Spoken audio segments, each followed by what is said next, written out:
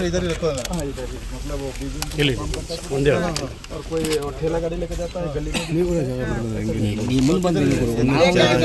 इधर ही उसको क्या पूरा अलग अलग करके बेचते हैं, लाइक प्लास्टिक अलग, बॉटल अलग। इधर ही जगह बाड़ी रेंट देता है इसको ओनर का अरविंद इधर रहता है वो इधर वोटर कार्ड है ना, वोटर कार्ड दे दो। ನಮಗೂ ಗೊತ್ತಿರಲಿಲ್ಲ ಈ ಜಗತ್ತಿಲ್ಲಿ ಇದೆ ಅಂತ ಹೇಳಿ.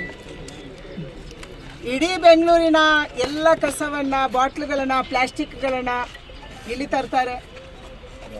ಇವ್ರು ಯಾರು ಅಂತ ಗೊತ್ತಿಲ್ಲ. ಎಲ್ಲರೂ ಕೂಡ ಕೋಲ್ಕತ್ತಾ ಕೋಲ್ಕತ್ತಾ ಕೋಲ್ಕತ್ತಾ ಹೇಳ್ತಾರೆ. ಅಲ್ಲಿ ಆಧಾರ್ ಕಾರ್ಡ್ ಇದೆ, ನಕಲಿ ಆಧಾರ್ ಕಾರ್ಡ್ ಇದೆ, ನಕಲಿ ವೋಟರ್ ಐ ಡಿ ಇದೆ. 10 ವರ್ಷದಿಂದ 15 ವರ್ಷದಿಂದ 3, 4, 5 ವರ್ಷದಿಂದ ಅವರನ್ನು ಮಾತಾಡಿಸಿದ್ರೆ ಅವ್ರು ಹೇಳ್ತಾರೆ ನಾವು ಬಂದಿದ್ದೀವಿ ಅಂತೇಳಿ. ಇಲ್ಲಿ ಯಾರೋ ಒಬ್ರು ಇವರನ್ನು ಸಂಭಾಳಿಸುವವರು ಇದ್ದಾರೆ ಅಂತ ಹೇಳ್ತಾರೆ, ಟೀಕೆದಾರ್ ಇದ್ದಾರೆ ಅಂತ ಹೇಳಿ. ಅದು ಎಲ್ಲರೂ ಕೂಡ ಇಲ್ಲೀಗಲ್ ಆಗಿ ಇಲ್ಲಿ ವಾಸ ಮಾಡ್ತಿದ್ದಾರೆ. ಇವರು ನಮ್ಮ ದೇಶದವರು ಅಲ್ಲ ಅಂತ ಸಹಜವಾಗಿ ಅನಿಸುತ್ತೆ. ಅದಕ್ಕಾಗಿ BBMP ಅವರು ಇಲ್ಲಿ ಕಸ ಹಾಕಕ್ಕೆ ಹೇಗೆ ಬಿಟ್ಟರು? ಕಸದ ಒಂದು ದೊಡ್ಡ ಗುಡ್ಡಗಳೇ ಇಲ್ಲಿ ಸೃಷ್ಟಿಯಾಗಿದ್ದಾವೆ. ಪ್ಲಾಸ್ಟಿಕ್ಕಿನ ಗುಡ್ಡನೇ ಸೃಷ್ಟಿಯಾಗಿದೆ.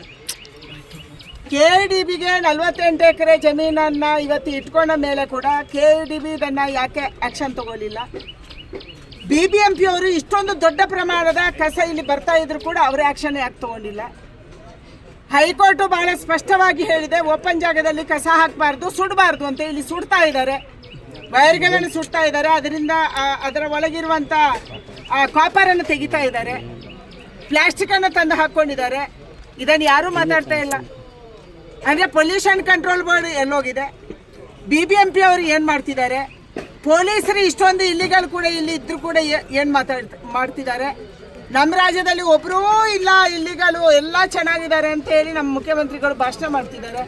ಅದೇ ಮುಖ್ಯಮಂತ್ರಿಗಳು, ಉಪಮುಖ್ಯಮಂತ್ರಿಗಳು, ಸರ್ಕಾರ ಇಲ್ಲಿ ಬಂದು ನೋಡಬೇಕು, ಯಥಾಸ್ಥಿತಿ ಏನು ಅಂತ ಗೊತ್ತಾಗುತ್ತೆ.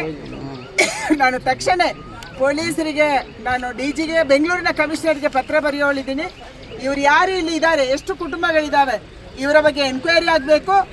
ಆಯಾ ಸಂಬಂಧಪಟ್ಟಂಥ ರಾಜ್ಯದ ಸರ್ಕಾರಕ್ಕೆ ಇದನ್ನು ಕಳಿಸಬೇಕು.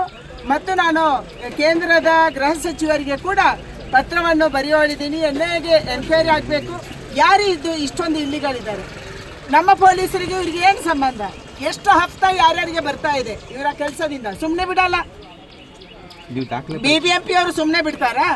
ಪೊಲೀಸರು ಇವರನ್ನು ಸುಮ್ಮನೆ ಬಿಡ್ತಾರಾ?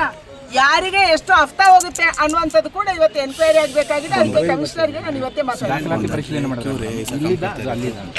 ದಾಖಲಾತಿ ಎಲ್ಲವೂ ಕೂಡ ಇದು ವೆಸ್ಟ್ ಬೆಂಗಾಲಿದ್ದು. ಯಾವುದೋ ಒಂದು ಊರನ್ನು ಮಾತ್ರ ತೋರಿಸ್ತಾ ಇದೆ, ನಾದಿಯಾ ಅಂತ ಹೇಳುವ ಅನ್ನುವಂಥ ಊರನ್ನು, ಲಕ್ಷ್ಮೀಪುರ ಅನ್ನುವಂಥ ಊರನ್ನು ತೋರಿಸ್ತಾ ಇದೆ. ಅಂದರೆ ಆಧಾರ್ ಕಾರ್ಡನ್ನು ನೋಡಿದ್ರೆ ಗೊತ್ತಾಗುತ್ತೆ ಇದು ಡೂಪ್ಲಿಕೇಟ್ ಮಾಡ್ಕೊಂಡಿರೋದು, ಪ್ರಿಂಟ್ ಹಾಕಿಸ್ಕೊಂಡಿರೋದು ಅಂತ ಗೊತ್ತಾಗುತ್ತೆ. ಮೇಡಮ್, ಧರ್ಮಸ್ಥಳದ ಪ್ರಕರಣ ಮೇಡಮ್ ಭಾಳ ದೊಡ್ಡ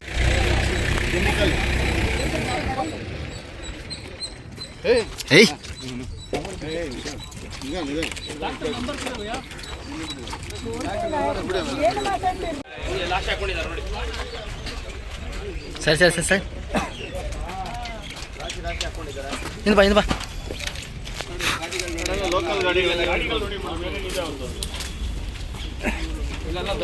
ಅಣ್ಣ ಇಂದ ಬಾ, ಗುರು ಗುರು बरोबर इंदಕ್ಕೆ 1000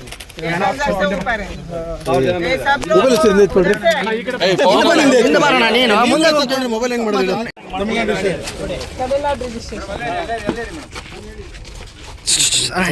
ಗಾಡಿಗೆ ಯಾರು ಅಪ್ರೋಲ್ ಕೊಡ್ತಾರೆ ನೋಡ್ತಾರೆ, ಬಾಡಿಗೆ ಎಲ್ಲ ಕಟ್ಟೋದಕ್ಕೆ. 2 ವೀಲರ್ ಬಾಡಿ ಎಲ್ಲ ಯಾರು ಈ ಥರ ಕಟ್ತಾರೆ ಹೇಳಿ? ಒಂದು ನಿಮಿಷ ಅಣ್ಣ ಇಂದ ಅಣ್ಣ ಎರಡು